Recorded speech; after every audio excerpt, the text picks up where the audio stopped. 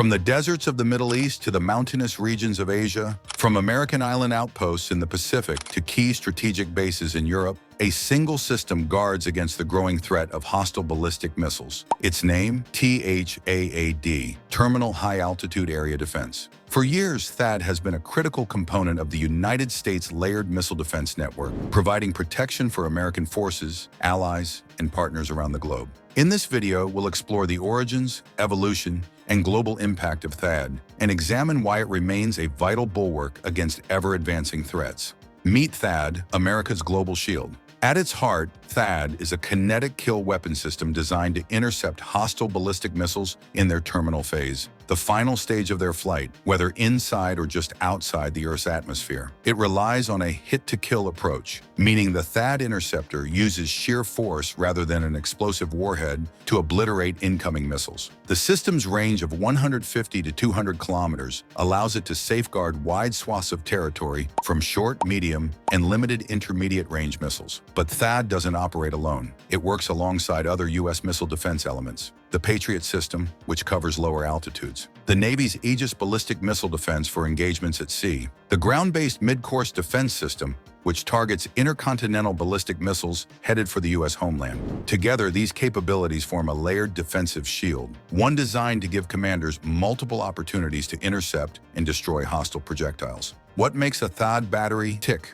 1. 6 truck-mounted launchers. Each launcher holds up to 8 interceptors, giving a single battery a total of 48 missiles. These interceptors are agile, high-speed projectiles with onboard guidance that allows them to maneuver for a direct impact on incoming threats. Second, ANTPY-2 radar. This is the eyes and ears of the system, a high-resolution, transportable radar that can detect, track, and discriminate incoming missiles at great distances. The data it gathers informs the THAAD battery where and when to launch interceptors. 3. Tactical Fire Control Communications, often referred to as the brain of the system. This component processes radar data, calculates firing solutions, and communicates orders to the launchers. It also integrates with other missile defense assets in the area, ensuring a coordinated approach to threats. 4.95 soldiers behind the high-tech gear are the highly trained men and women of the U.S. Army. They operate the radar, maintain the launchers, manage communications, and perform the crucial task of coordinating THAAD's role in broader military operations. THAAD's origins, from concept to reality. The idea for an upper-tier missile defense system took root in the early 1990s, when the U.S. Army began exploring ways to counter evolving threats from short and medium-range ballistic missiles.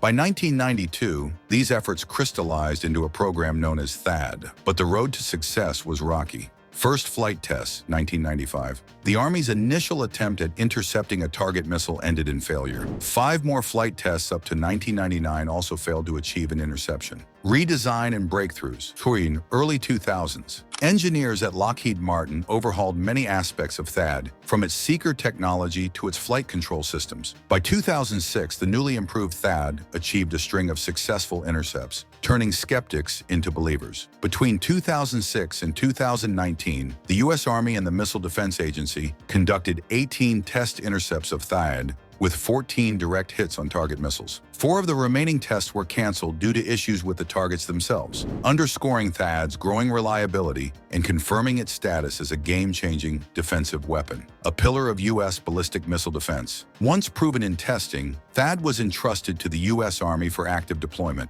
Lockheed Martin manufactures the interceptors in Troy, Alabama, under the oversight of the Missile Defense Agency, MDA. The MDA funds sustainment of THAAD's uniquely missile defense-focused components, while the U.S. Army handles training and day-to-day operations. Currently, 7 THAAD batteries are in service, with an 8th in the pipeline, funded by the fiscal year 2021 National Defense Authorization Act and expected to be fully fielded by 2025. As part of this expansion, the MDA has delivered 799 operational interceptors to date as of October 1st, 2023, some reserved for the U.S. Army and others sold to U.S. allies via the Foreign Military Sales Program. The global footprint of THAAD won Guam. In April 2013, concerns about North Korean missile tests prompted the U.S. Secretary of Defense to dispatch a THAAD battery to Guam on an emergency basis. Over time, this temporary station evolved into a permanent deployment. Today, the Guam-based battery, known as Task Force Talon, is planning a move from Andersen Air Force Base to the new Camp Blaz.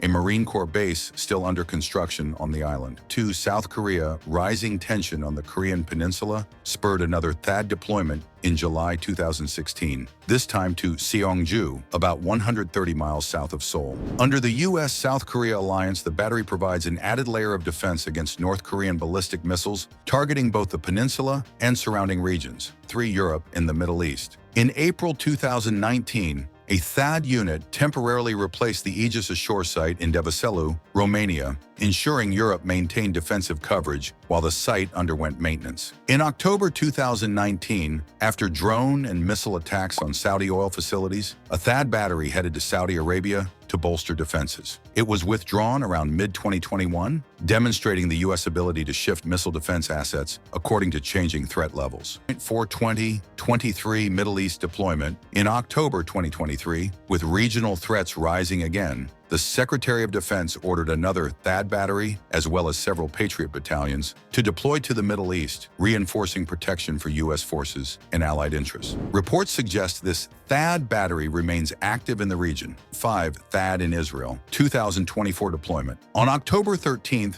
2024, Defense Secretary Lloyd Austin authorized THAAD's deployment to Israel following a series of Iranian missile attacks. The system joins a robust Israeli air defense architecture, including Iron Dome, David's Sling, and the Arrow series, to counter future ballistic threats. This historic move illustrates a deepening security partnership between the United States and Israel. Beyond borders, THAAD foreign military sales. THAAD's reputation for reliability and versatility has attracted interest from allied nations. United Arab Emirates. The UAE received 2 THAAD batteries, fully operational, and made history in January 2022 when they successfully intercepted Houthi ballistic missiles targeting the nation. It was the first time any country used THAAD in a real-world combat scenario. Saudi Arabia.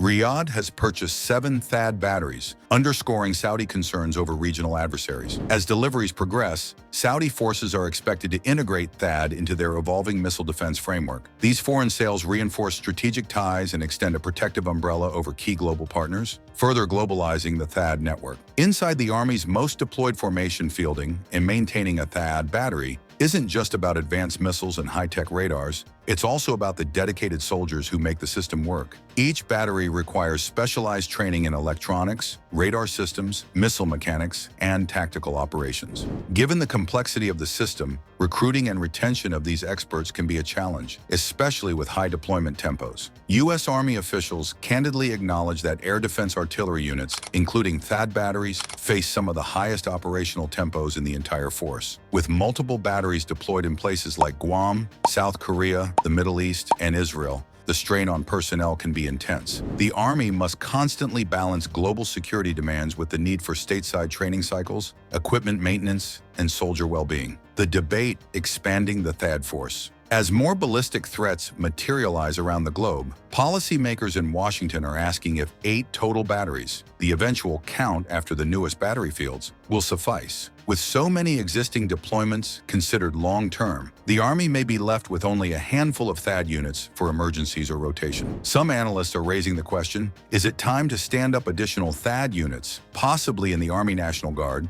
to help reduce stress on active duty soldiers? Could the Army restructure training pipelines, bonuses, or other incentives to attract more recruits to the high-tech air defense field? Decisions on these matters could redefine how America allocates resources to missile defense and how it supports the soldiers who operate these specialized systems. The 2025 budget, investing in THAAD's future. Looking ahead, the Missile Defense Agency is requesting $732 million for THAAD in fiscal year 2025, reflecting the U.S. government's continued confidence in the system. Priorities include 1. Further interceptor improvements, refining missile guidance and propulsion to keep pace with evolving ballistic threats. 2. Production of 12 new interceptors, ensuring enough stockpiles to support both existing deployments and unforeseen contingencies. 3. Integration into Army IBCS. The Integrated Air and Missile Defense Battle Command System, IBCS, aims to unite the Army's array of missile defense systems under one digital umbrella, allowing them to share sensors, data, and firing solutions in real time. These enhancements signal that THAAD remains a top priority in the U.S. defensive portfolio,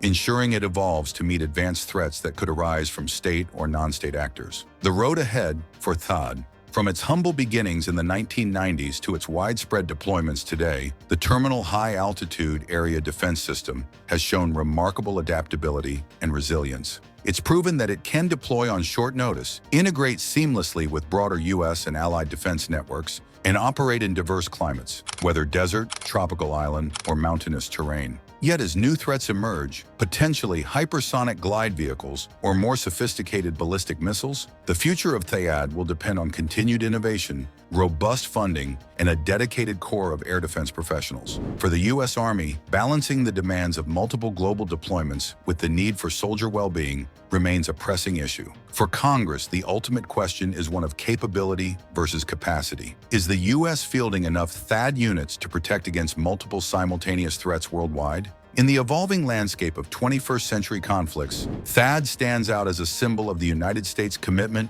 to defend not only its own territories, but also its allies and partners. Whether perched on a small island in the Pacific or guarding strategic airspace in the Middle East, THAAD's watchful presence assures friends and deters foes. It is, and will likely remain, a cornerstone of America's missile defense strategy. Thank you for joining us on this in-depth journey into the THAAD system. We hope this video has shed light on the technology, people, and policies behind one of the world's most advanced missile defense shields. If you enjoyed this exploration, like, subscribe, and share to stay current on emerging defense technologies and strategic developments. Until next time, stay safe, stay informed.